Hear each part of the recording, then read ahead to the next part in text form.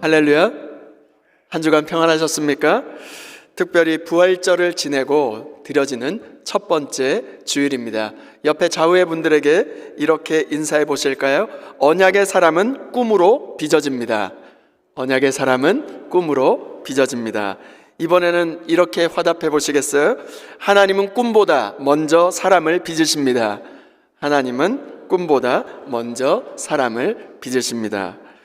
오늘부터 우리는 새로운 시리즈 말씀을 시작합니다. 시리즈 제목은 하나님은 언약의 사람을 어떻게 빚으시는가입니다. 우리는 지난 시리즈를 통해서 언약은 어떻게 이어지는가를 통해서 하나님께서 아브라함에게 주신 그 언약이 이삭에게로, 그리고 야곱에게로, 그리고 다음 세대로 어떻게 이어지는가를 함께 살펴보았습니다. 하나님은 언약을 세우시고 그 언약을 다음 세대에 이어가시는 신실하신 하나님 되심을 우리가 살펴보았습니다. 그런데 언약은 이어지는 것만으로 충분하지 않습니다. 그 이어진 언약을 붙들고 살아갈 언약의 사람을 바로 세워져야 하는 것이죠. 언약의 사람이 세워져야 하는 것이죠. 하나님은 언약을 주시고 끝내시는 분이 아니라 그 언약을 붙들 사람을 친히 빚어가시는 분이십니다. 오늘부터 우리는 요셉의 삶을 통해서 그것을 함께 살펴보고자 합니다. 요셉은 처음부터 완성된 사람이 아니었습니다. 처음부터 준비된 사람도 아니었습니다. 처음부터 총리 대신으로 준비된 사람이 아니었어요. 처음부터 깊은 용서의 사람이 된 것도 아니었습니다. 하나님은 한 소년에 불과한 그 요셉, 소년 요셉에게 꿈을 주시고 그 꿈을 품은 사람을 오랜 시간 또 빚고 또 빚어 가셨습니다. 그리고 마침내 하나님의 뜻을 이루는 사람으로 세워주셨습니다. 그러므로 오늘 첫 설교의 제목은 언약의 사람은 꿈으로 빚어진다는 것입니다. 다 함께 따라해 보실까요? 언약의 사람은 꿈으로 빚어진다. 한 번 더요. 하나님은 꿈보다 먼저 사람을 빚으신다. 아멘이십니까? 오늘 본문은 꿈 이야기이기 이전에 바로 상처와 편애와 미움과 갈등이 가득한 집안 안에 하나님이 꿈을 심으신 이야기로 시작됩니다. 창세기, 우리가 읽었던 창세기 37장은 참으로 불편한 본문입니다. 아름답고 정돈된 가정의 이야기가 아닙니다. 이 가정은 이미 뒤틀려 있었습니다. 아버지는 편애했고 형들은 그 동생을 시기했고 그 미워했습니다. 요셉은 아직 미성숙한데 하나님은 그에게 꿈을 주셨습니다. 형들은 시기하지만 야곱은 그 말을 간직했습니다.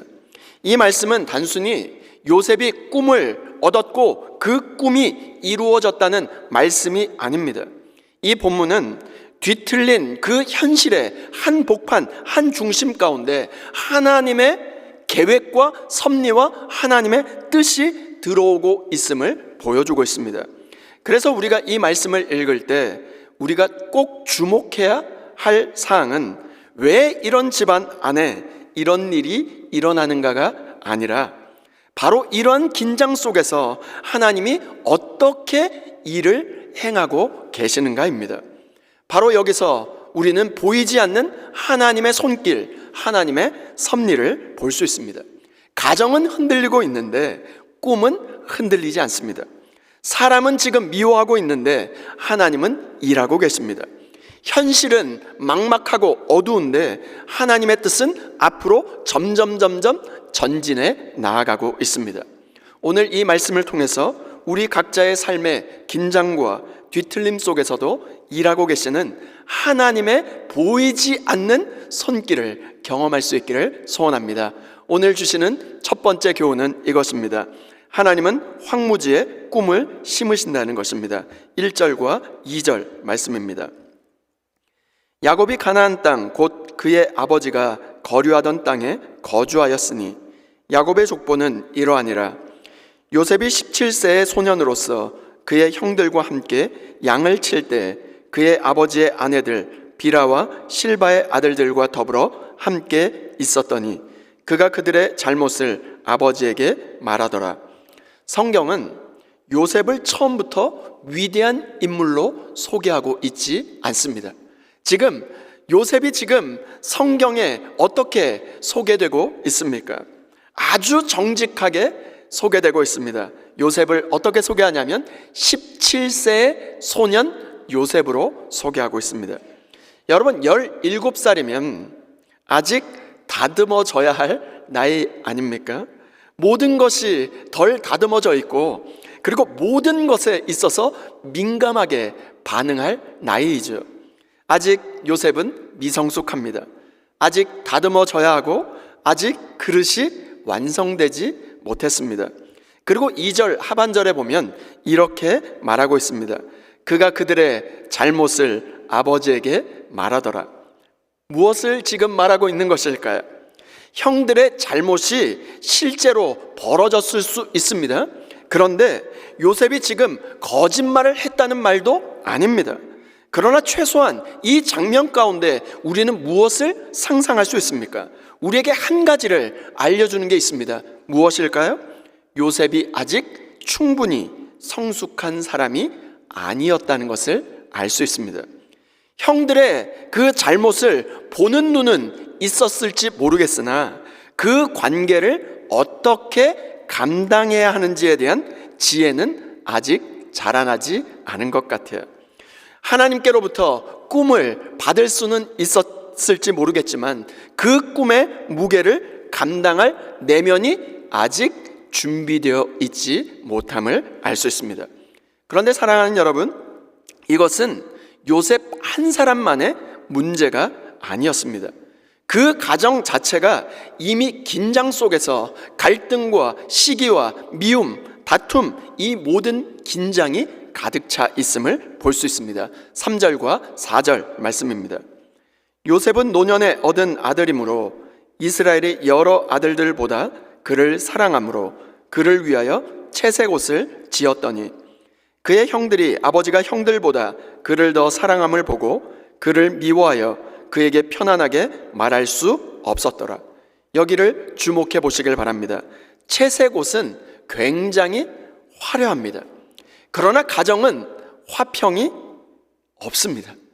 지금 채색 옷은 아름답게 보이고 있어요. 그런데 그 가정은 화평하지 않습니다. 아버지는 요셉을 사랑했어요. 그런데 그 사랑은 편애로, 형들과 다르게 더 사랑하는 편애로 그 사랑했습니다. 채색 옷은 야곱의 그 편애가 눈에 드러나는 바로 표시였습니다. 성경은 어떻게 표현하고 있냐면 그를 더 사랑함으로 그를 위하여 채색 옷을 지었더니라고 말씀하고 있습니다. 채색 옷은 어떤 옷일까요? 요셉이 아버지에게로부터 특별한 사랑을 받고 있는 아들이라고 하는 사실을 형들 앞에서 공개적으로 드러내는 표시였습니다. 그렇다면 여러분, 채색 옷은 어떤 옷일까요? 이 옷은 단순히 색깔이 여러 가지 화려한 옷 정도가 아니었습니다. 보통 작업하는 작업복과는 달리 아주 특별한 옷이었습니다. 사무엘하 13장 18절에 보면 채색 옷이 똑같이 등장합니다. 채색 옷을 어떻게 표현하고 있냐면 왕가의 딸이 입는 귀한 옷이 채색 옷이라고 기록되어 있습니다. 그러므로 이 채색 옷은 요셉이 아버지로부터 특별한 대우를 받고 구별된 존재로 여겨지고 있는, 보여지는 상징과 같은 옷이었습니다. 형들은 그 옷을 바라보고 있는데 너무나 마음이 불편한 거예요. 바로 그 옷을 바라보면서 그 옷을 통해서 아버지의 마음을 확인할 수 있었습니다. 여러 아들들보다 그를 더 사랑한 그 편애가 형들의 상처를 건드리게 되었고 결국 그 상처는 어떻게 되었을까요? 결국 미움으로 자라나게 되었습니다. 그러니까 이 요셉의 이야기는 첫 출발부터 깨끗한 출발이 아니었습니다. 상처가 있습니다. 편애가 있습니다. 미움이 있습니다. 지금 자기 자신도 미성숙한 존재였습니다. 그런데 바로 그 자리에 어떤 일이 벌어졌을까요? 창세기 37장 5절 말씀입니다. 요셉이 꿈을 꾸고 자기 형들에게 말하매 그들이 그를 더욱 미워하였더라. 요셉이 꿈을 꾸었습니다. 첫 번째 꿈은 바로 밭에서 곡식단을 거두었는데 형들의 단이 요셉의 단 앞에서 바로 절하는 꿈이었어요. 두 번째 꿈을 꿉니다. 창세기 37장 9절 말씀입니다. 요셉이 다시 꿈을 꾸고 그의 형들에게 말하여 이르되 내가 또 꿈을 꾼즉 해와 달과 11별이 내게 절하더이다 하니라. 요셉이 다시 꿈을 꾸었습니다. 두 번째 꿈은 어떤 꿈이었을까요? 해와 달과 그 11별이 자신에게 절하는 꿈이었습니다. 중요한 것은 꿈의 형식보다 하나님이 지금 이 황무지 같은 현실 속에서 먼저 꿈을 심어 주셨다는 것입니다. 주 안에 사랑하는 여러분, 이것이 바로 주님의 은혜입니다. 하나님은 모든 것이 정리된 이후에 꿈을 주시는 분이 아니십니다.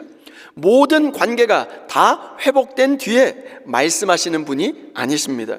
오히려 상처 많고 미성숙한 그 현실 속에서 황무지 같은 그 상황 속에서 먼저 꿈을 심으십니다.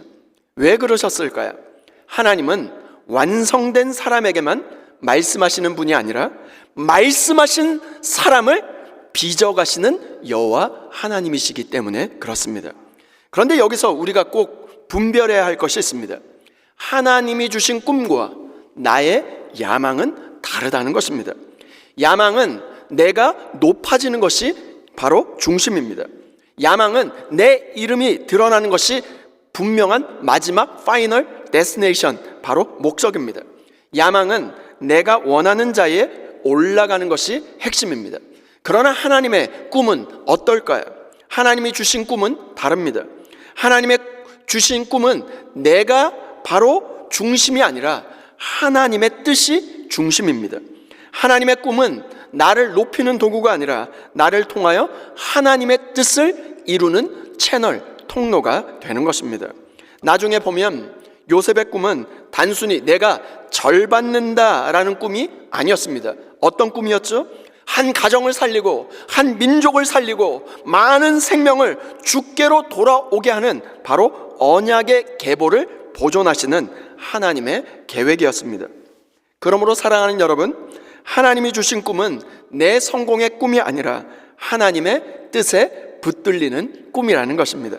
그리고 오늘 이 말씀은 우리에게 분명히 보여주고 있습니다. 꿈은 하늘에서부터 왔지만 그 꿈을 담는 그릇은 아직 깨지기 쉬운 질그릇이었다는 것입니다.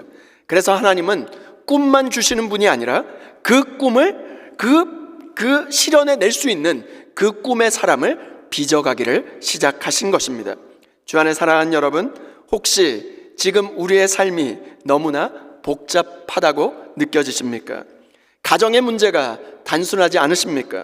마음에 상처가 있고 관계에 긴장이 있고 내 자신도 아직 부족하다고 느껴지시고 미성숙하다고 느껴지십니까? 그러나 낙담하지 마시길 바랍니다. 하나님은 완벽한 자리에서만 일하시는 분이 아니십니다. 하나님은 황무지 같은 현실 속에서 꿈을 심어주십니다. 그리고 그 황무지에서 무엇을 피워내시냐면 아름다운 장미를 피워내십니다. 미성숙한 사람에게도 말씀하시고 상처 많은 현실 속에서도 뜻을 이루시는 분이 우리 주님이십니다. 그러므로 오늘 우리의 현실보다 먼저 우리 안에 심어주시는 하나님의 꿈을 바라보고 낙심하지 마시고 주님 한 분만 끝까지 붙들고 다시 일어날 수 있는 저와 여러분 모두가 될 수 있기를 주님의 이름으로 축원드립니다. 두 번째 교훈은 언약의 사람은 어떤 상황 속에서도 말씀을 간직한다는 것입니다. 5절 말씀입니다. 요셉이 꿈을 꾸고 자기 형들에게 말하매 그들이 그를 더욱 미워하였더라. 그런데 여러분, 하나님의 꿈을 받았어요.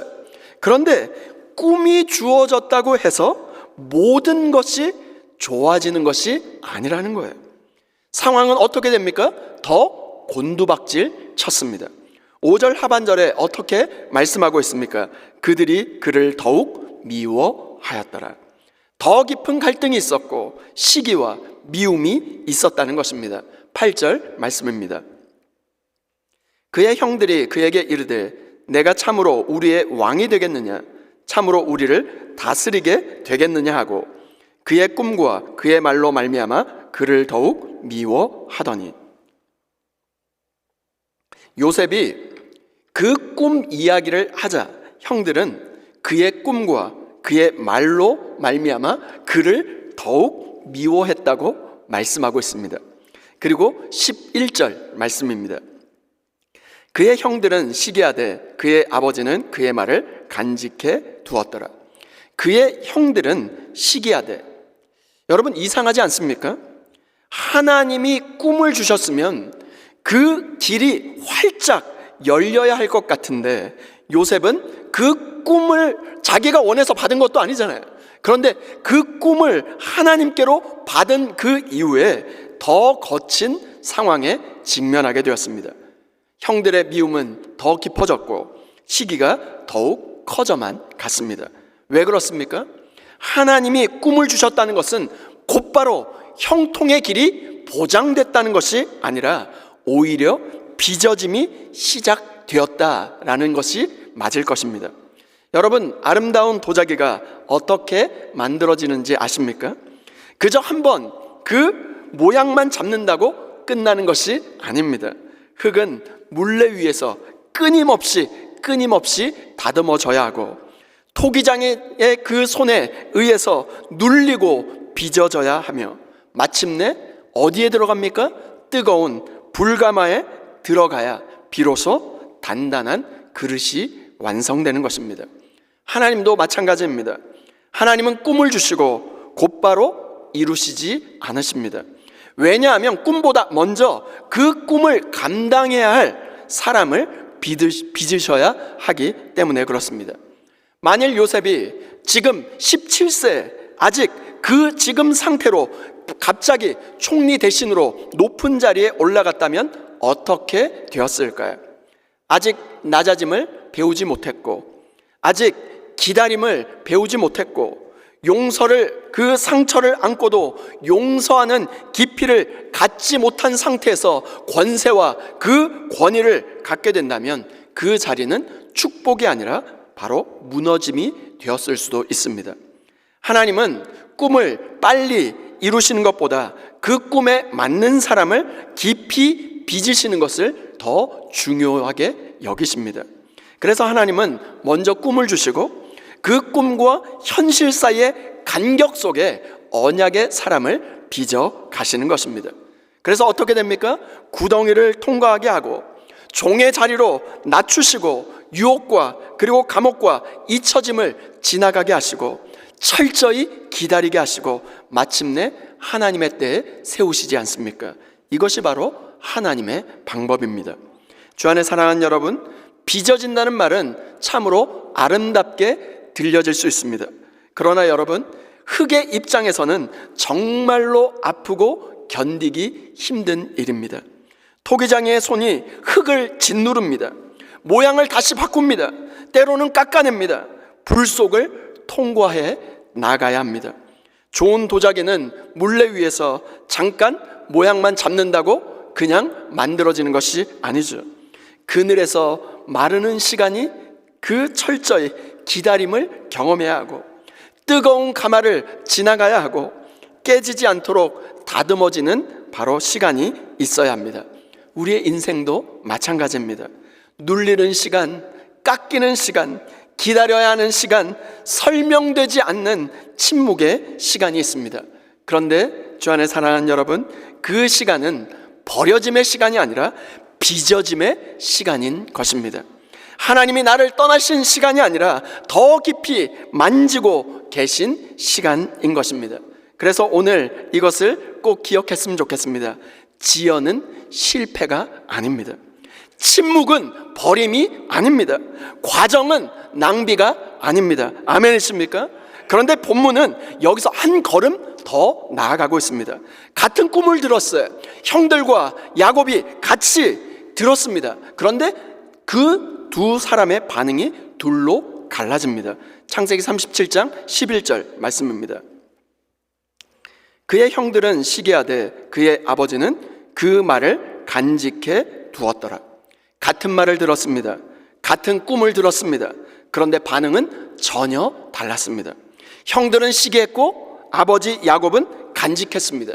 형들은 그 꿈을 시기와 질투의 눈으로 지금 받았습니다. 왜 너냐? 왜 너가 지금 저 사람이 높아지고 요셉이 높아지고 우리가 거기에 절을 한단 말인가? 그래서 하나님의 뜻을 보지 못하고 자기 감정들만 분출해 놓았습니다. 그러나 야곱은 달랐습니다. 처음에는 그 말을 듣고 꾸짖었습니다. 그도 쉽게 받아들이지 못했어요. 그러나 성경은 말합니다. 그 말을 간직해 두었더라. 이것은 단순히 기억했다는 정도가 아닙니다. 쉽게 흘려버리지 않고 마음에 붙들고 있었고, 하나님이 정말로 이 뜻, 이 꿈, 하나님의 말씀이 어떻게 이루어 가실지를 기다리고 기다렸다는 뜻입니다. 주 안에 사랑하는 여러분, 믿음이 무엇일까요? 다 이해한 뒤에 붙드는 것이 믿음입니까? 아니죠.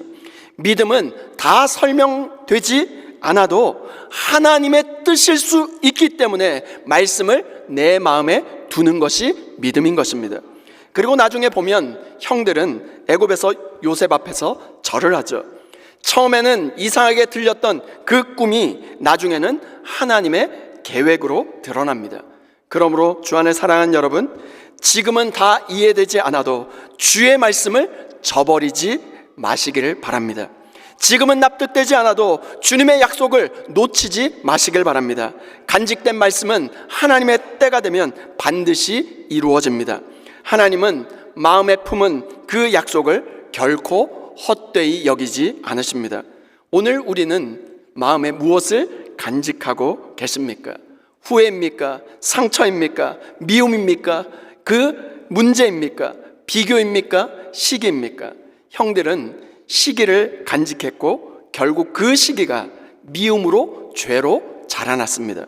그러나 야곱은 그 꿈을 듣고 말씀을 간직했고 결국 그 간직된 말씀이 하나님의 뜻으로 이루어지는 것을 직접 목격했습니다. 후회와 상처와 미움과 문제를 마음에 붙들고 사는 사람이 아니라 하나님의 말씀을 간직한 사람, 하나님의 약속을 마음에 품어 주님께서 이루시는 하나님의 놀라운 하나님의 꿈을 성취해 볼 수 있는 저와 여러분 모두가 될 수 있기를 주님의 이름으로 축원드립니다. 지금 당장 이해되지 않아도 괜찮습니다. 지금 당장 납득되지 않아도 괜찮습니다. 현실이 말씀과 반대로 보일지라도 괜찮습니다. 주님의 말씀을 끝까지 간직하십시오. 주님의 약속을 끝까지 붙드십시오. 간직된 말씀은 하나님의 때가 되면 반드시 이루어질 것입니다. 우리의 마음에 품은 약속은 결코 헛되지 않음을 기억하고 어떠한 상황 속에서도 주님의 말씀을 간직하여 주의 약속을 이루는 데 쓰임받는 저와 여러분 모두가 될 수 있기를 주님의 이름으로 축원드립니다. 다 함께 따라해 보실까요? 언약의 사람은 꿈으로 빚어진다. 시계를 품으면 무너지고 말씀을 품으면 이루어진다. 아멘이십니까? 다시 한번 따라합니다. 나는 현실보다 하나님을 붙들겠습니다. 나는 상처보다 하나님의 말씀을 간직하겠습니다. 아멘이십니까? 오늘 하나님은 우리에게 분명히 말씀하십니다. 언약의 사람은 꿈으로 빚어진다고 말씀하십니다. 하나님은 상처 많고 미성숙한 현실 속에 바로 꿈을 심어주셨어요. 그리고 시기와 미움과 갈등 속에서도 간직된 말씀으로 언약의 사람을 빚어 가십니다. 그러므로 낙심하지 마시길 바랍니다. 내 현실이 복잡하다고, 관계가 거칠다고, 정말로 과거의 깊은 상처에 묶여서 정말로 신음하고 고통하고 계십니까? 내 자신이 아직 부족하다고 정말로 포기하지 마시길 바랍니다. 하나님은 완성된 자리에서만 일하시는 분이 아니십니다. 뒤틀려져 있는 현실 속에서도 하나님의 뜻을 심으시고, 사람의 시기와 갈등과 아픔과 상처 속에서도 말씀을 이루어 가시는 분이십니다. 오늘 우리는 우리의 마음속에 무엇을 간직하고 살아가고 계십니까? 상처입니까? 과거의 아픔입니까? 문제입니까? 미움입니까? 비교입니까? 아니면 하나님의 말씀, 하나님의 약속입니까? 하나님이 내게 주신 꿈을 품고 계십니까? 형들은 시기했고 야곱은 말씀을 간직했습니다. 시기를 간직한 사람은 죄로 나아가게 되었고, 바로 말씀을 간직한 사람은 하나님의 때를 기다리게 하셨습니다. 그러므로 주 안에 사랑하는 여러분, 상처보다 말씀을 붙드시길 바랍니다. 문제보다 말씀을 더 품으시길 바랍니다. 현실보다 하나님을 더 깊이 붙드시길 바랍니다. 하나님은 오늘도 말씀을 간직하는 언약의 사람을 빚어가고 계십니다. 그 빚어짐 속에서 우리 모두가 하나님의 꿈을 놓치지 않고, 이해되지 않는 그 과정 속에서도 말씀을 마음에 품고 마침내 하나님이 이루시는 약속의 성취를 맛볼 수 있는 저와 여러분 모두가 될 수 있기를 주님의 이름으로 축원드립니다.